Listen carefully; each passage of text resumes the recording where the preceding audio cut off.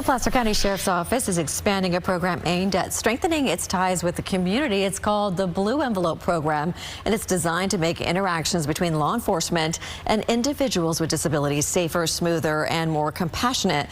And joining us this morning to tell us a little bit more about the project and this movement is Elise Sauvier and with the Sheriff's Office. And how does this work, Elise? Yeah, so the Blue Envelope Program is for individuals with autism or neurodivergent disabilities or anything that may impact their ability to communicate with law enforcement. It could be hearing loss, it could be vision impairment.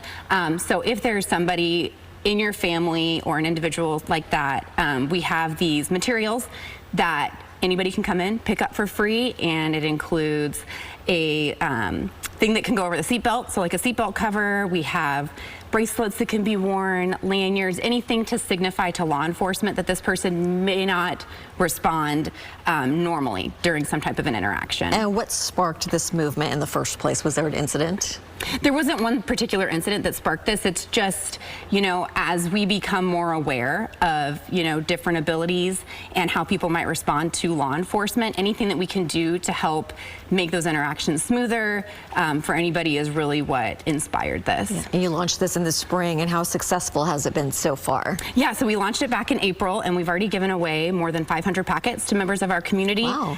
They're free for anybody who wants to come in. They don't have to register, be part of any sort of list or anything like that. It's just if you have a loved one or you personally want these materials to be able to signify to law enforcement, you can come in, pick them up, any sheriff's office location. Sure. Have you had an example of it being used in the community already since it started? Yeah, so I actually came across a father with a son who is on the autism spectrum disorder, and he was incredibly thankful because his son is known to wander away down the street and may not respond. He's nonverbal, and so he's always been very concerned about what might happen if his son got really far away from his house.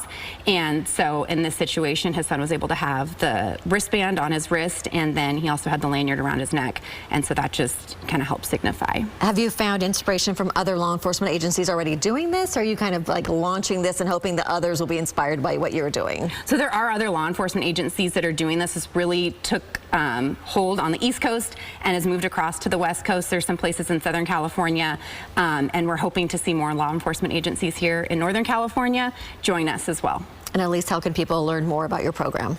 If you want to learn more, there is a place on the Placer County Sheriff's Office website where we have everything listed. We've shared our information on social media. We have the Placer County Sheriff's app that has information as well. And then there's some community groups as well, the ARC and the Alta Regional Center. I'm sure a lot of families are happy about this. Elise, thank you so much for your time and joining us this morning. Thank you.